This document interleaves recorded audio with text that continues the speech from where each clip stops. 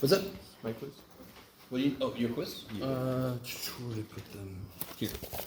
What's your name again? Thomas. Ortiz. Thomas. Anybody else not get their quiz back? Okay. So everybody's got this handout? Okay. Let me do one thing real quick before it drives me insane. Bum, ba-da-da, bum, bum. I should say more insane. Let's see. There we go. Close. All right.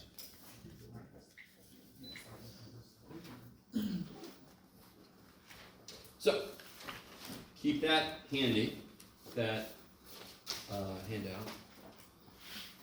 Let's talk about this last idea. There's one last section before we're done with chapter 3. And that's all about inverse functions. Can somebody tell me, does anyone know what an inverse function is? I don't know. When I say inverse function, does anything come to mind? You know, like, you're the math guy.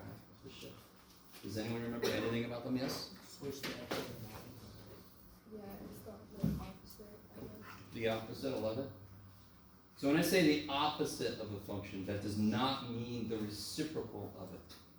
So if my function was x plus 1, so what does a function do to anything, adds 1 to it? What's the inverse function? It's not hard. If my function is add 1, what's the opposite function? Subtract 1. Incredible. So that's the basic idea of an inverse function. What would undo? It's a function that would undo what another function does. If my function was twice x, 2x, what would the inverse function be? 1/2 x. So far it seems really easy, Jeff, but when I start doing stuff like 2 times x plus 3 squared minus 5, what's the inverse? Oh, holy shit. There's a little more happening, yes? So I want a kind of a very structured way to find inverses. So I want to start with the visual of an inverse, and then we'll go to the algebraic way to find an inverse. So what an inverse function should do.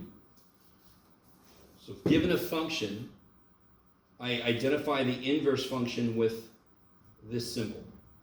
That is a horrible choice of symbol. It looks like f to the negative 1 of x. Yes? Mine are erasing stuff. Oh, I'm sorry, dude. Yeah, please let me know when I do that.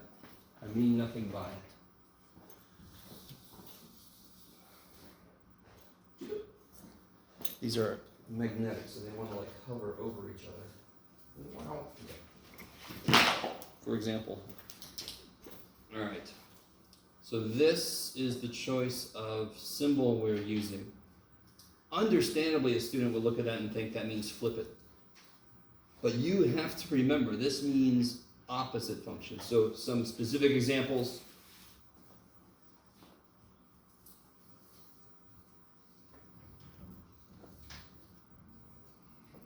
Maybe I'll do it the other way. Yeah, let's do it the other way. Why not? Let's do that. Yeah, I like that. So let's figure out. So this is just, we know this is true. I know this is true. And if the function was 3x, the inverse function would be 1/3 x. So what if the original function is 2 times x plus 3 squared minus 5? Will the inverse function be really easy to get by sight? No. You guys semi with me? These are easy, because how many things are happening in these functions? One thing. So of course the opposite's easy. How many things are happening here? 1, 2, 3, 4. Holy shit. So is there a method to figure out what the inverse function is given any function? Okay. Let me make one change, because I don't want to get in this too early. Can everybody make this a third power? And we'll see why here in a bit. So the idea, let me bring y back. Because that's all f of x is, it's just the place of y, right? what I want to develop is I want a function that does all the opposite operations in the opposite order. So let me see if this makes sense. If I switch the x and y and then solve for y, let's just see what happens if I do that. So what I normally do for myself, I put a little dotted line to tell myself I'm doing weird shit. I'm not doing something algebraic, I'm applying an idea. If I switch the x and the y,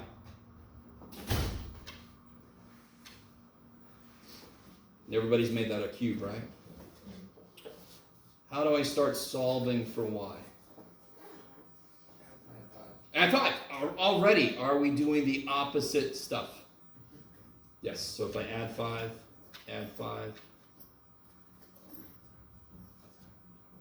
what would I do next?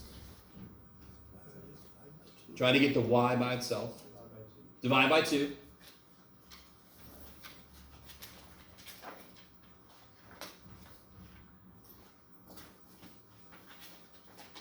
All right, 2 more things. I'm sorry, that's a cube. Jeff. Again, you'll see why. Cube root. Now, if I would have left it square, I would have had to take a... And what do I have to put when I take a square root? Plus or minus, would I get one functional answer? I would get 2, correct? Plus or minus. That's a problem. So, is everybody with me? I'm trying to get y solved. And in the process, what was my original function? It was multiplying by 2, correct?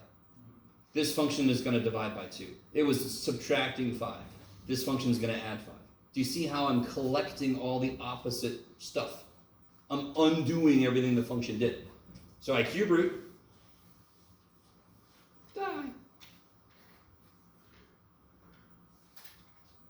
And what's the last thing I do? Subtract 3. So this is my inverse function. That's beautiful. That's a very structured way to find the inverse of a function. Let's check it. Let's check it visually, and then let's check it with some inputs.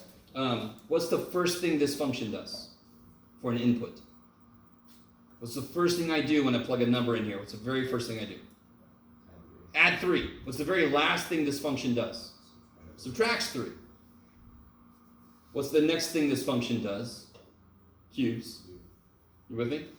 And then this one would eventually cube root. Okay, maybe.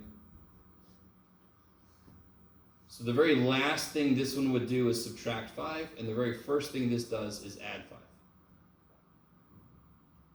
Okay, so it does all the opposite operations in the opposite order. So, let's see if it does what it should do. Let me bring back what the function was. The original function was this. Can somebody help me figure out what is f of negative 2?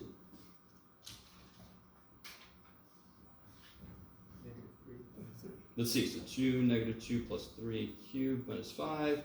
Negative 2 plus 3 is 1. Cubed is 1 times 2 is 2 minus 5 is negative 3. Kick out. So f of negative 2 is negative 3. The inverse function, this function, when I fed it a negative 2, it gave us a negative 3. So if I feed this a negative 3, it should undo everything that happened and make it become negative 2 again. So this function took negative 2, it did some shit to it, and now it's negative 3. The inverse should take the negative 3, undo the shit that happened to it, and make it negative 2 again. So let's see. My inverse function, let me put this here. The inverse function was, where'd you go? Cube root, x plus 5 over 2, minus 3. So let's see, if I put a negative 3 in, I'm going to take the output from my original, I'm going to put it into my inverse. What it should do is give me negative 2 back.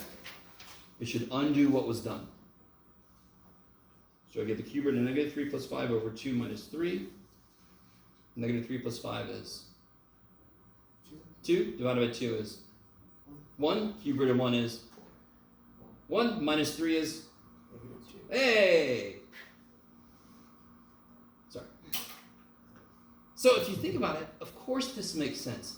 The inverse function should take the output of the original and bring it back to the input it first had. It should undo what was done. How would you explain to me why the cube root is the inverse of the cube? Well, 2 cubed is 8. And what's the cube root of 8?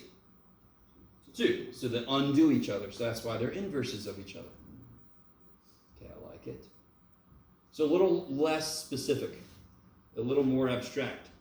If I was given a function and it has an inverse, and I know g of 7 equals 5, what is g inverse of 5? Freaking 7. All right, good. So look out for those. Those are easy. There's some like that in the homework. Okay, I like it. That's all an inverse function does. It undoes what the original function did. Kicking Z acid. So what's the process then algebraically for finding the inverse? If I give you a function, what do? You switch x and y and then solve for y. I love it. So you guys who said earlier, switch x and y, I love it. So what do? Let me ask you this. Why was I so careful about this?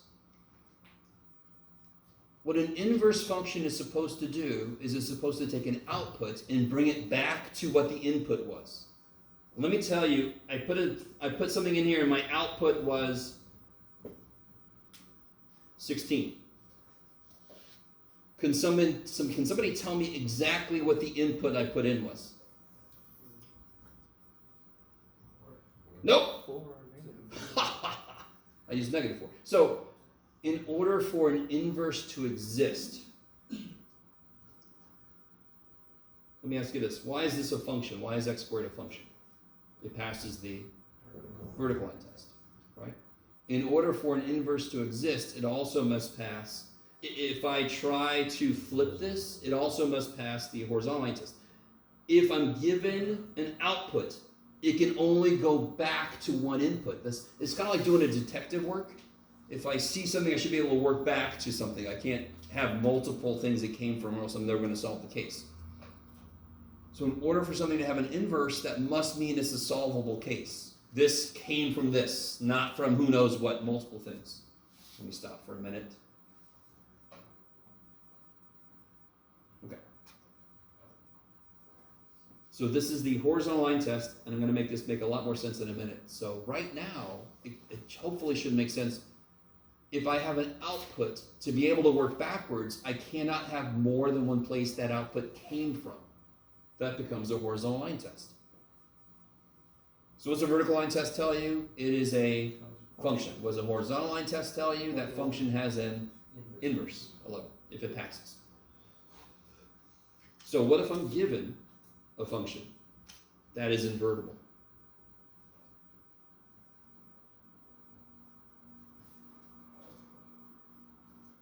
And you're all like, I'll tell you when that happens. Okay. So I'm given this. I'll make this really clear what's going on. As clear as I can, which normally is not that great. Okay, so here's my function. Question 1, why is it a function? Passes vertical line. Why is it invertible? Passes, it doesn't come back on itself this way, right? Okay, I like it. So to be a function, you can't come back on yourself this way. To be invertible, you can't come back on yourself this way. I love you guys. How do I graph this guy's inverse? Well, how did we figure out the inverse algebraically? See if you show up differently. Maybe. What did we do earlier to figure out the inverse algebraically? I gave you the function 2x plus 3 squared minus 5. What was the first thing we did? Switch the x and y. That's what inverse functions do. The output of the original is the input of the inverse. They switch the x and y. What are my points for my function? Let me call my function h. Why not? What are my points for h? What's this point? What is it trying to be? Sorry. It's trying to be -3, -2. Yeah, thank you. What about this one? This one? 1, 2. And this one? 3, 3. So if I want to graph my inverse function, what do? Freaking switch them. It's that simple. Just flip them. Don't make them negative. Don't make them positive. Don't do anything with the signs. So this is now going to go -2, -3. Negative 1, 0. 2, 1, 3, 3. That one's nice.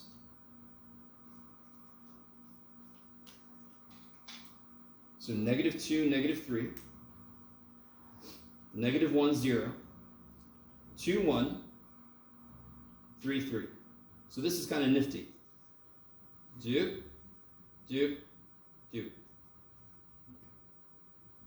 Do you see where the mirror is for this, between the two of them? Where's the mirror?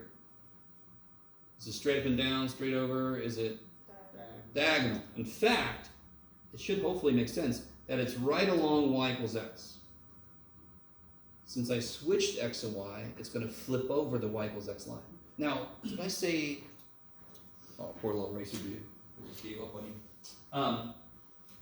Did I mention Nazca lines last time? Somebody remember that? Anybody ever heard the Nazca lines? No? Yes? Where are they? Sorry, I don't mean to put you on the spot. I did? Okay, good. I thought I did. Let me just show you real quick, because everybody should know about them. And you're all like, this is math class. I don't care. Let's see. Google. Let me Google. All right. Nazca lines. Images. Yeah, that's a good one.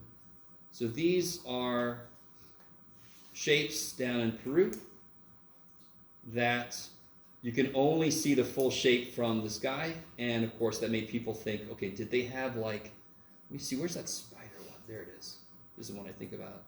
All right, I need you to understand, and I'm not going to spend too much time on this, but there are these lines from way back when. Somewhere here they talk about how they figured out how long ago they were, way before we had anything. And they're like, they only make sense from way up. So of course some people think it's UFOs and shit. I don't know. Some people think it means they had like hot air balloon technology, possibly. You guys kind of with me? Okay. But especially this one's always in my head. You see how it's symmetric? So whenever I do, and this is maybe a reach, and I don't really care, but whenever I do inverse thought, I always think about Nazca lines, the symmetry that these have, and there's a lot of them that have symmetry down there. That's all I'm going to say. Just want you to know Nazca lines are there. If you ever go to Peru, Machu Picchu, Nazca lines. Yes. Okay. And eat a lot of food, especially chocolate. So good. Okay. So how do I find the inverse algebraically? Switch the x and y, solve for y. How do I find the inverse graphically? Switch the x and y and regraph. It's almost too good to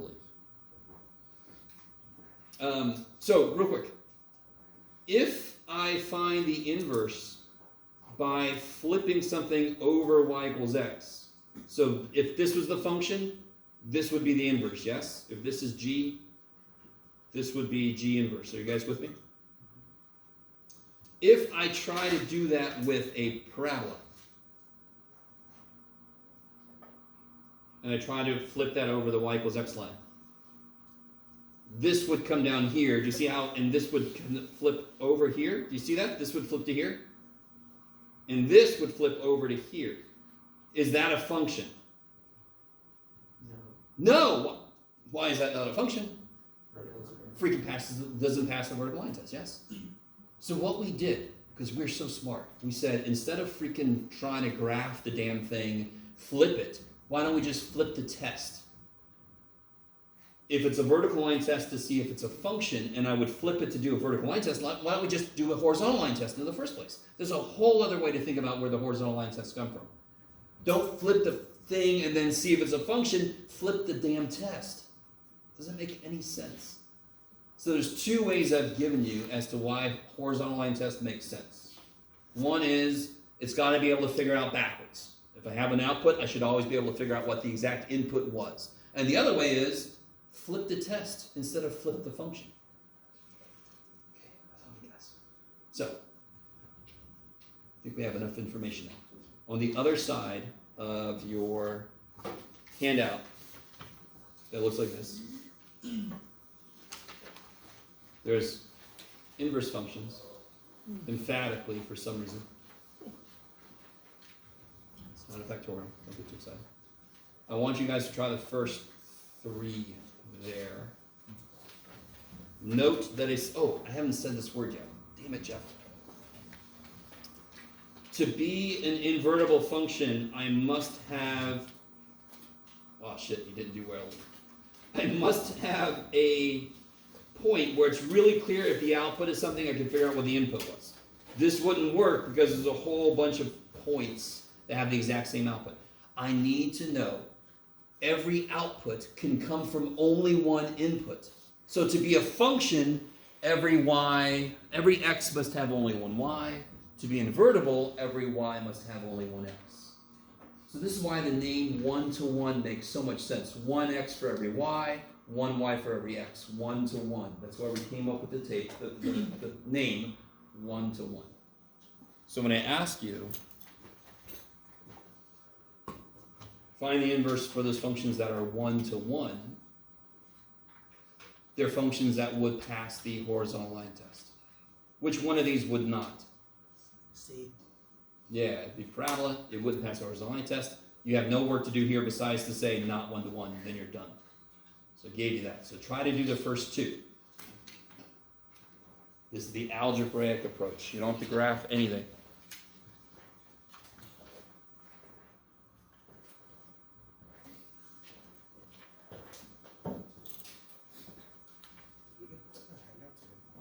Oh, this is from last time. But you can have one if you need. So we did that side last time. Now we're doing this side. Thank you. Sure. Did you get your quiz back? Push it in. Okay. There you go. Thank you. Sure.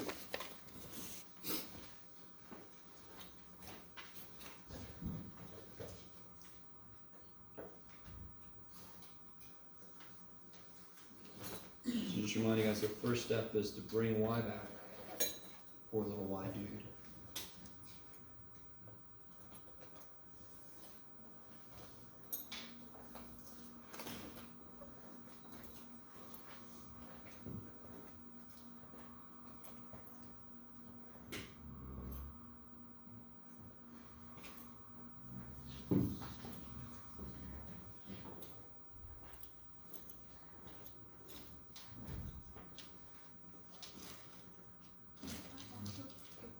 Oh, sure. Sure.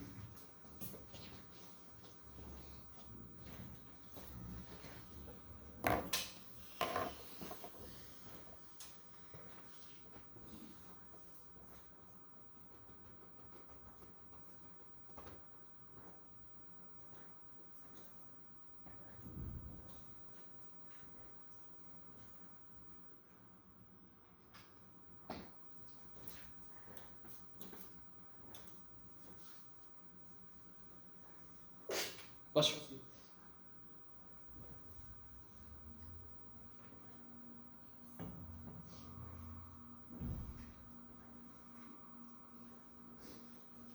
So for both of these, just make sure everybody's on the right track. What's the very next step? Yeah, switch the x and y. You don't have to draw a little dotted line if you don't want to. Again, the reason I do this is because I'm a massive math geek, and I did not do anything algebraic from this step to this step. I applied an idea. So it's just something I've always done. You don't have to. So very first, next step is just to kind of like blindly just change the x and y. And now you try to solve for y again. Right? First one's not too bad, right? What's the next thing? Add 1. And then divide by 2. So you get the inverse function is x plus 1 divided by 2. The original doubled and subtracted 1. This one cuts it in half and adds 1. All right, so finish this one up if you're not done yet.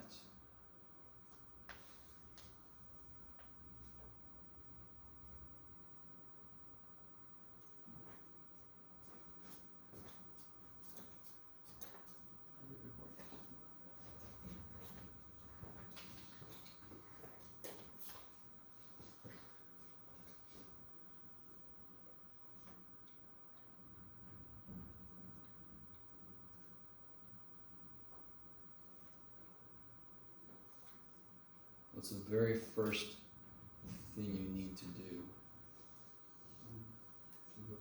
Yeah, I've got to get rid of that cube root. So I'm going to apply a cube. And of course, real quick, how do cubes and cube roots, how are they related? They are inverses of each other. So I'm applying a bunch of inverse functions of everything that's happening in the original function. So these kill each other. Now here's a cool little algebra thing, real quick. Just go with me for a second. You can do it, Jeff. So, is it true that 5 equals 11 minus 6? So therefore, it must also be true that 6 equals 11 minus 5.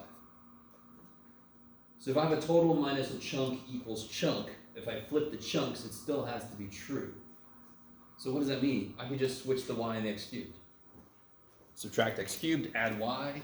These can just switch places, and then I'm done. Or subtract 1, divide by -1. Remember to change all the signs. One of the biggest places where students make mistakes is negatives. Does anyone agree? Negatives are huge. Negatives screw us every time they can find a way. So I just sort of like don't let them show up when I can. Because as good as I am with math, I make freaking negative mistakes. Okay. How you guys feeling about that? It sounds like some of you remember this a little bit. Some of you look very excited about it. I'm like, yay. So here, try this one. Make your own NASCAR lines here. Did I give enough? Yes, I did. Yay!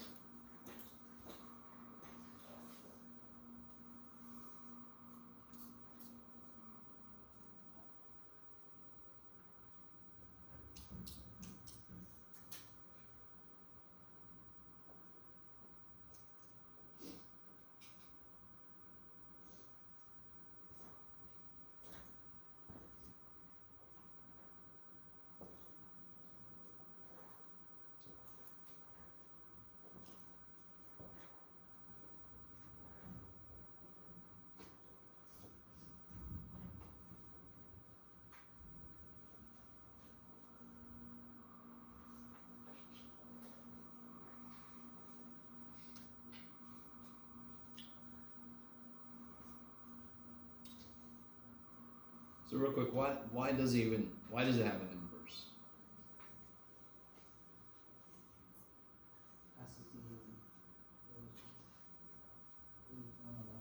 Good, passes the Holt. I already told you it's a function, but you can see it passes vertical line test. So it is a function. Why does it also have an inverse? Because it passes the other test.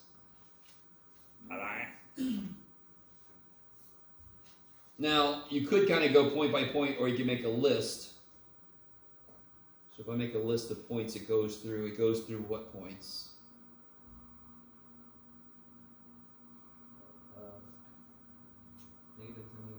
-10, -8. -10, -7? Yeah, Oh, 7. you're good.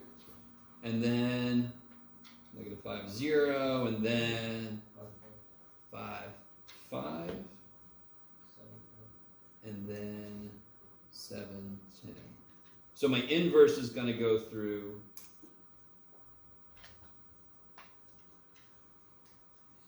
-7, -10, 0, -5, 5, 5, 10, 7. So let's see. -7, -10. Jeff. I love kitten home. 0, -5, 5, 5.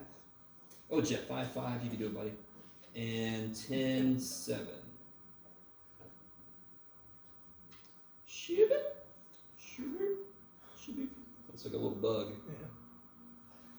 I like it. If you close them off here, give them a little bit of a thorax. You can have a bugs. All right. You guys am I with me? That's kind of nice. That's a little bit artistic. For me, it's really artistic. Okay. And you can see, again, you can see that the line of symmetry is y equals x. Okay. This one's easy, yes?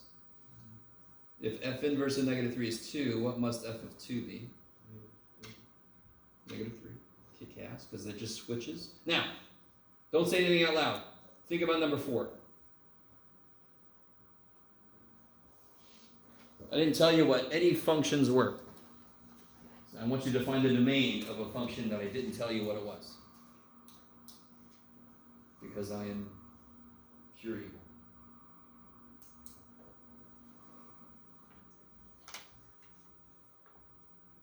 Does anyone think they know the answer?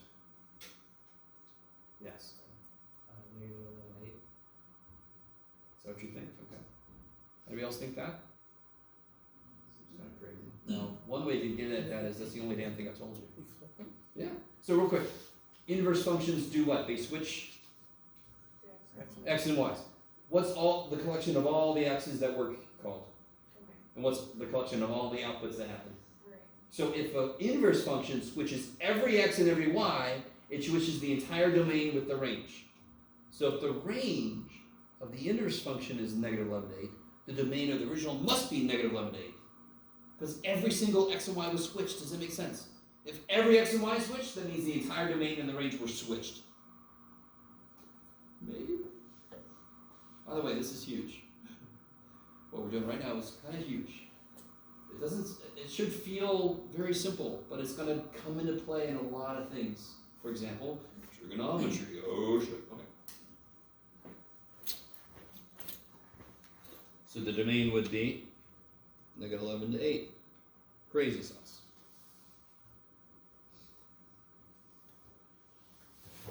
And real quick, just to make you really bored as shit, if you're already bored. What was the domain of the original here? Negative 10 to 7? And what's the range of the inverse? Negative 10 to 7. Okay, yeah, there you can see it happening. Of course it happened because we just switched all the x and y, so of course it happened like that. Okay, I love this.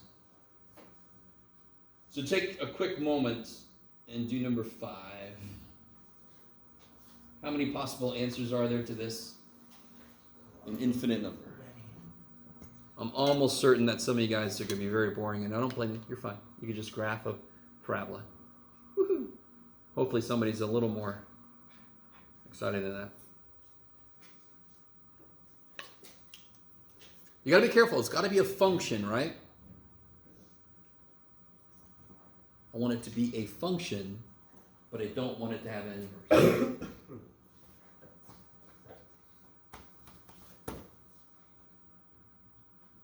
So to be a function, you cannot come back on yourself like this. Okay. So who's got an example? It's not just a parabola. Anybody? You want to put it up on the board? Sure, like the V? Huh? The V? Oh, you're doing it in the air. Yeah. Oh, okay. I love it. So Nicholas said, all right, man, I'm not going to do parabola. I'm just going to do its cousin. Yeah, perfect. Yes. Yeah. Just f f of x equals x. of x equals x. So why do you think that would not have an inverse? So real quick, y equals x. Because all the values are the same. It's like the values are like x. Does y equal x pass the horizontal line test? Yes. Now here's the weird thing. So again, why is x cubed invertible? Because if I tell you the output for a cube was 8, you can tell me the input must have been 2. There's no other input it could be, correct? So y equals x. If I tell you the output was 7, what was the input? Alright, see, so it's investigatable. It's solvable. I can work backwards, correct? So it's totally invertible. So real quick, y equals x is a really good example of a function who is its own inverse. So here's y equals x. Holy shit, you're telling me this goes through 0. if I flip it around the y equals x line, it's itself. It's on the mirror, correct? Yeah. Does anyone know another? So this is a really good question. Does anyone know another function? So this is not an answer to this question, by the way. Yes. Does anyone know another function that's its own inverse? Negative y is negative x. That's the same as this, but y equals negative x. Y equals negative x. If I flip this around the y equals x line, it just lies right back on top of itself, correct?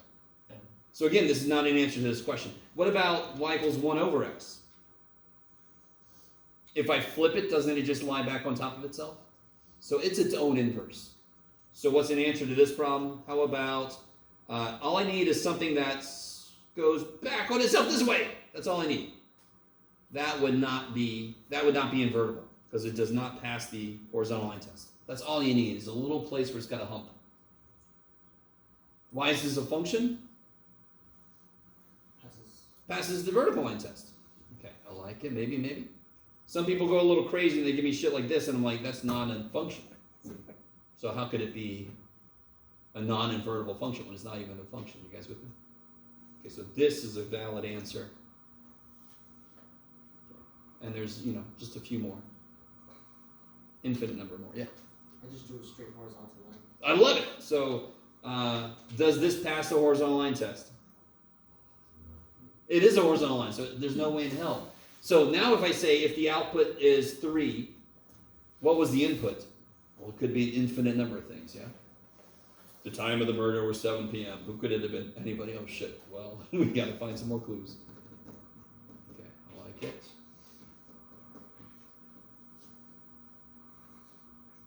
Okay. So let's do this. I knew this wasn't going to take forever. We got a decent amount of time left. We could start doing the review for the test that's happening Thursday, if you want to. Has anyone started looking at does anyone need this, by the way? There's a practice test that I'm going to have an answer key for tomorrow. Does anyone need this thing? Yes?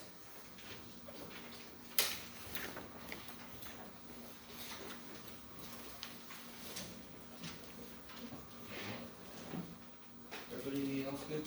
Okay. You guys, well, I don't need those stupid practice tests.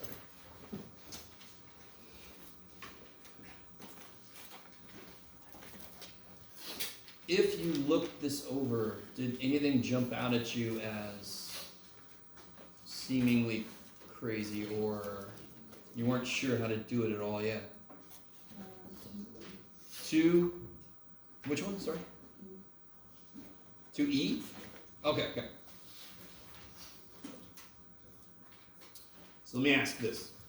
Looking at 2E, does anyone have an idea of what the hell to do there?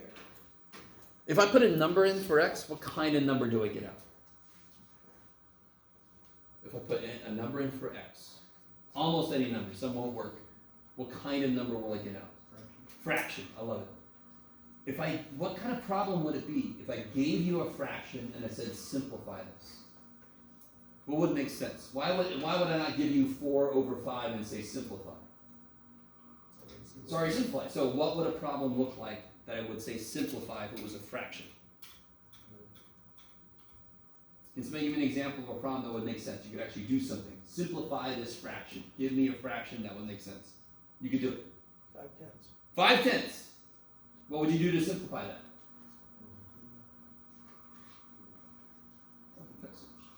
I know it's an easy question, just don't know.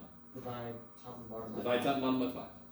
Let me tell you something that you're doing that you don't think about that you're doing. So let's put down here 5/10, yeah? 5/10. Does everybody agree you would divide top and bottom by 5 to simplify this? Another way to look at this is you would factor what you can. These cancel then, right? Why is the answer not 2? it turns into a 1. Yeah. More importantly, a 2's on the bottom. Over the side. And 5 out of 5 is 1. I love it. And you're all like, fantastic, Jeff. Thank you so much for teaching me how to simplify fraction. But look back at this. So You don't normally think of it as this, but this is literally what we're doing. We realize there's a 5 in 10 because 10 is 5 times 2. So if we just factored it, we could just cross out the common factor. So, how do you do this?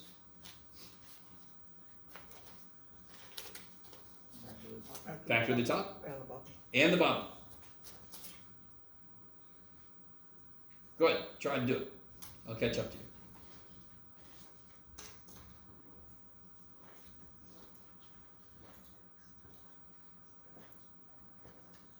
So this is every math teacher's dream, is to have a problem that has multiple problems in it. This is like 2 factor problems in one. We love that shit. Because we're evil. And just to make sure, do you guys understand? Look, real quick, guys. Doesn't the 3 go into both of those numbers? See how 3 goes into 27 and 3 goes into 24? So why the hell can't I just divide both by 3? Isn't it top and bottom, Jeff? Didn't you just tell me 5 over 10 goes to 1/2? Can I just do the same shit here? Why can't I divide those by 3?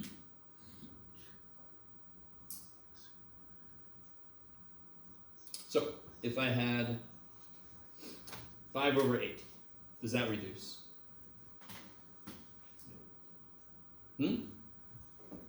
No! Even though this is 6 minus 1 over 2 plus 6, the 6's don't cancel, correct? Why don't the 6's cancel?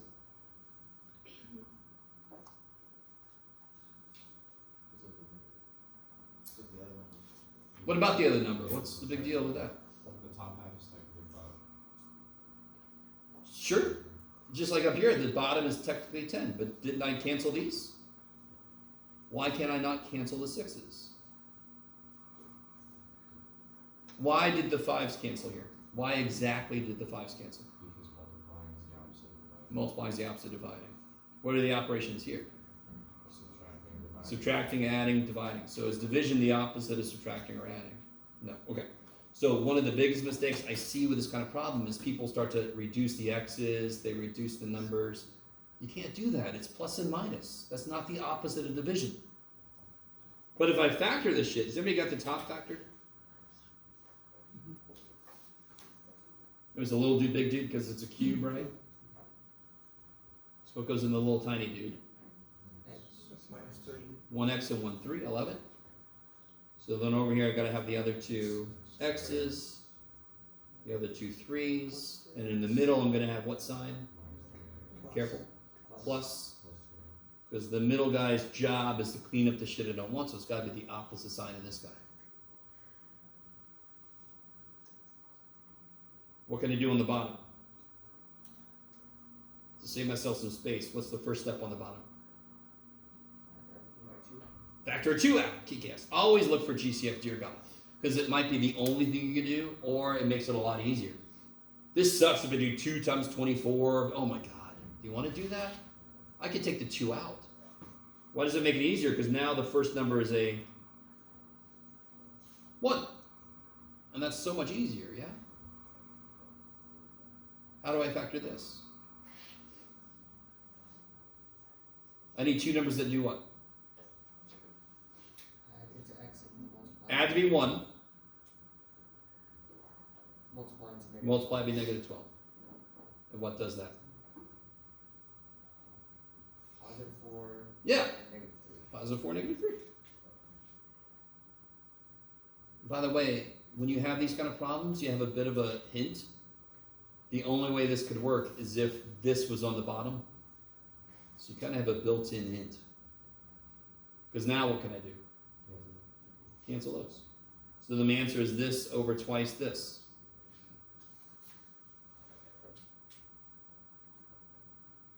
So what I desperately want you to realize, what are variables? What are they? What are variables? What do they represent? Numbers. I love it. So anything that numbers do, variables also must do, because that's all they are. Variables are just freaking numbers. So how do I reduce a fraction? Like that. So how do I reduce a fraction with same way, because they're just numbers.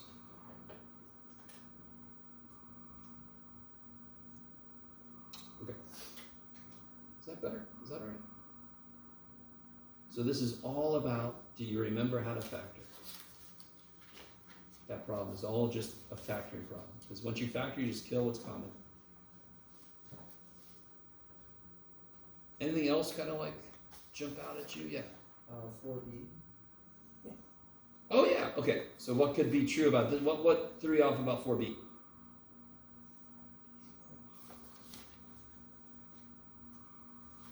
Do you know what 0 means? The 0 of f. So what that means is, what do I put into f to make the output 0? 0 is another name for x-intercept. And how do I find the x-intercept? I make y 0. How do I find the y-intercept? How do I find the y-intercept? Make x 0. So how do I find the x-intercept? Make y 0. So another, in the calculator it says 0 instead of intercept, x-intercept. So how do I solve part B? Turn that equation equal to 0. Good. Set this equal to 0. Don't plug a 0 in. Set this equal to 0.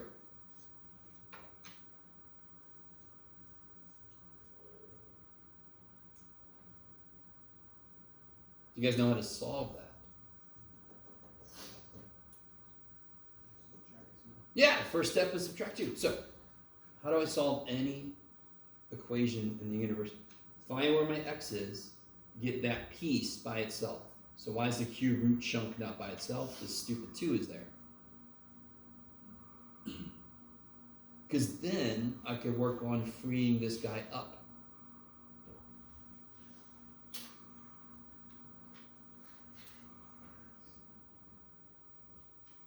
You start to see now there's just a few steps. I mean, first thing we got to do now is Cube both sides. cube both sides, then I'm going to add 3, and then I'm going to divide by 2. Now it's just like chunk, chunk, chunk, just, yeah. Okay.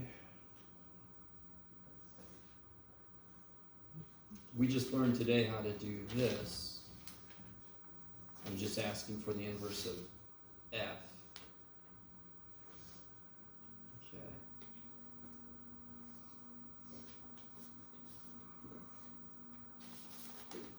This one, by the way, make sure you can find this problem.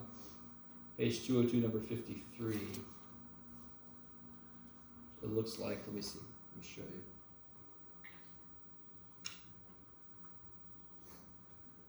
Not the Nazca lines. Boy. Oh no.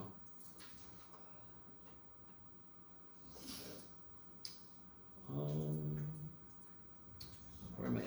Page 283.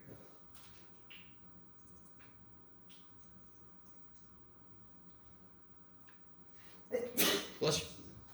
Oh, too far back. What did I say? 202?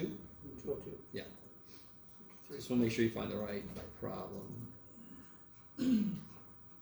Here we go. This guy. Of course I like that because it looks like a big W. For Jeff. And if you flip it, it looks like a big M for math. Okay. So that's the one I'm referring to for number 3.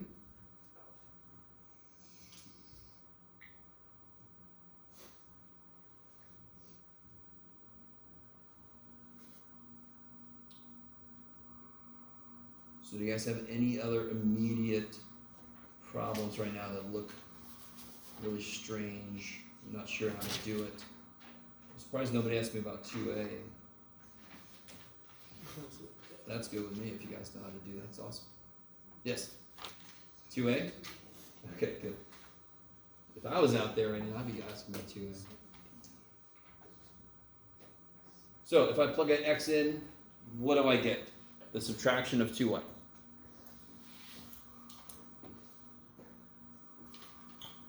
If I plug a number in for x, what kind of numbers do I get? What are they physically?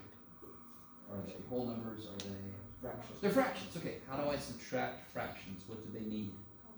Common denominator. How am I going to get freaking common denominator?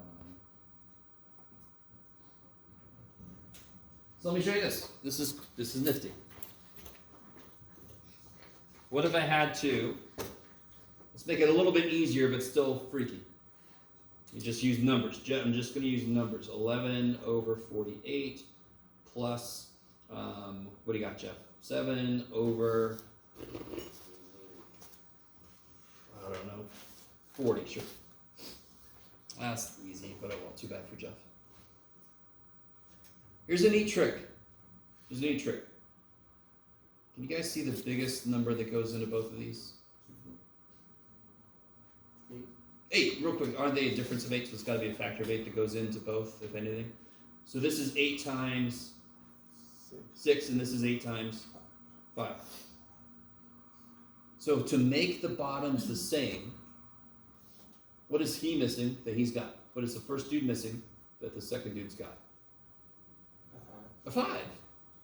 So you give him a 5. And now what's this guy missing that he's got? 6. Give him a 6. Do they both have the same denominator? Now they do. Kick ass. You could use this process when the bottoms of fractions are gross. And you're like, I don't want to think about that. Just break them apart and see who's missing what. Yeah? So here, this is more in your face. So what's the first step I should do? Break those apart. So how do I factor this? What comes out? X. So what am I left with? X minus 1.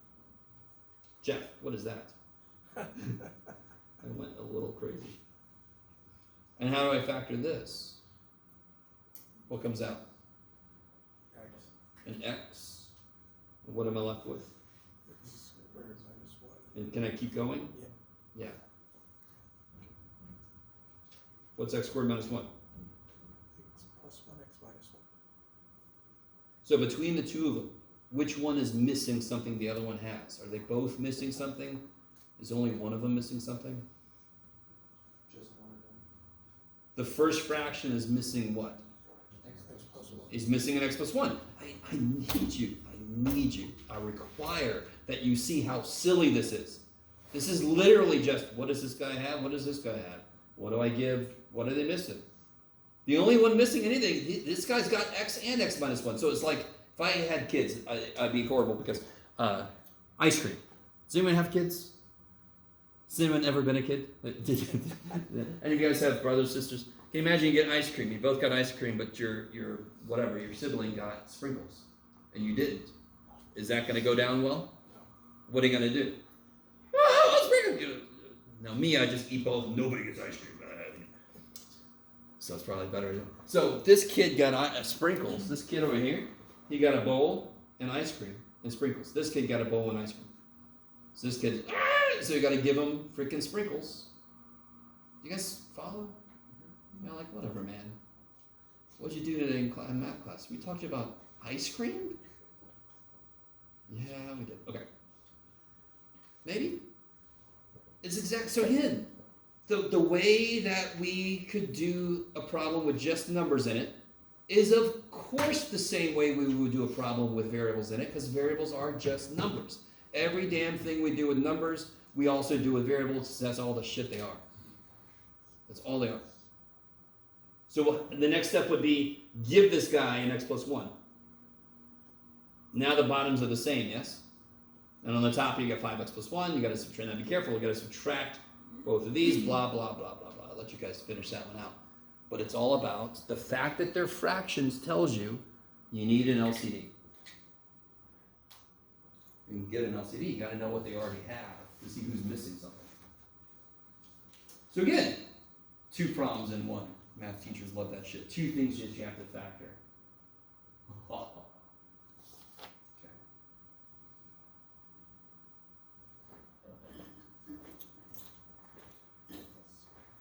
How about 7D? Oh no. I went through No, that. no, no. What's in that one? Oh yeah, this one's yummy. Okay. Yeah. It's probably creepy when I say it. I don't care. Such a yummy problem. Let me ask you this. Okay. What's really weird about this is the square. So if I just had this, if all I had was that, can somebody tell me how to factor this? It's a very simple, silly question. No tricks, no nothing. How do I factor? What comes out of this one? Come back to us. There you go. Yeah, 3 and an a. What would be left? X minus 1. Does everybody see that? So, how much do I have of everything now? I have 2 of everything, right? So I have 2 of these, and I have 2 of these. If I can take a 3 out of that, I can take a 3, because what is this really? Isn't this just 2 of these?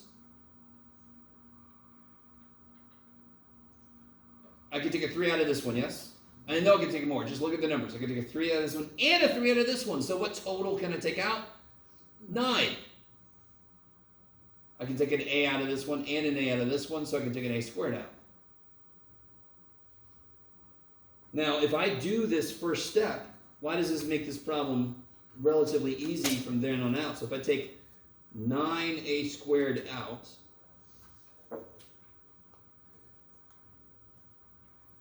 does anyone see how to move? Sure, move forward with this. Oh, no. I've got no like terms, but I agree with you. If I did, I would combine them. I have 9 things that have 2 a's and 2x minus 1s, and 12 things that have 5 a's and 3x minus 1s. I don't have any like terms. Yes? Plus, the instructions say back. So what number can you take out? What goes into 9 and 12? 3. I need you. So one thing I need you. Is this an easy problem? No, I agree with you. There's a lot going on. But again, if I ask you to factor something, look at the numbers and then look at each letter as it comes. What number can I take out? 3. How many a's can I take out? 2. How many x minus 1s can I take out? 2. Do you see what I mean? I broke it down into its parts, and each little part we just did was relatively easy. And now I had a 9 divided by 3. 3. I had 2 a's and I took them. I had 2 x minus 1s and I took them. So what goes here? Anything? Anything else? Good. Yeah, nothing else with this first term. Plus. And then just do it again. Yeah. 12 divided by 3. You guys kind of with me? First step was a little weird. I'll agree with you. But if I could take a 3 and an a out, and I have 2 of them, of course I take 3a times 3a, 9a squared out.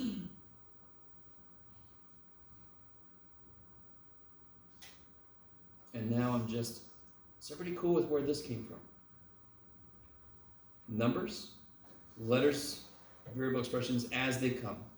And now each one you just divide by what you said you're going to divide by. 12 divided by 3.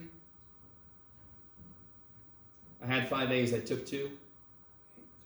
So now I have 3 left. I had 3 x minus 1s, I took 2, so I have 1 of them left. Yeah. And then you can distribute, and you're basically done. Why did I do all that for you? I don't know. Silly. So real quick, what do you guys think? Keep that there. If I had this.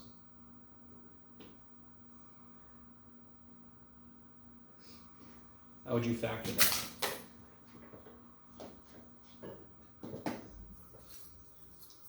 What can you take out of that? And how many times do you do it? So what can you take out? X to the 7th. Yeah.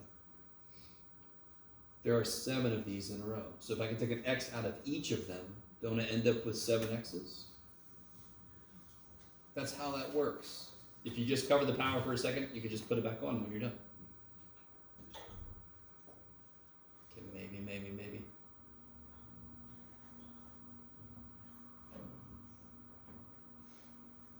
Okay. Maybe one more for now, and then tomorrow I'll have the answer key for this. We'll focus on everything. Anything else jumping out at you for the moment?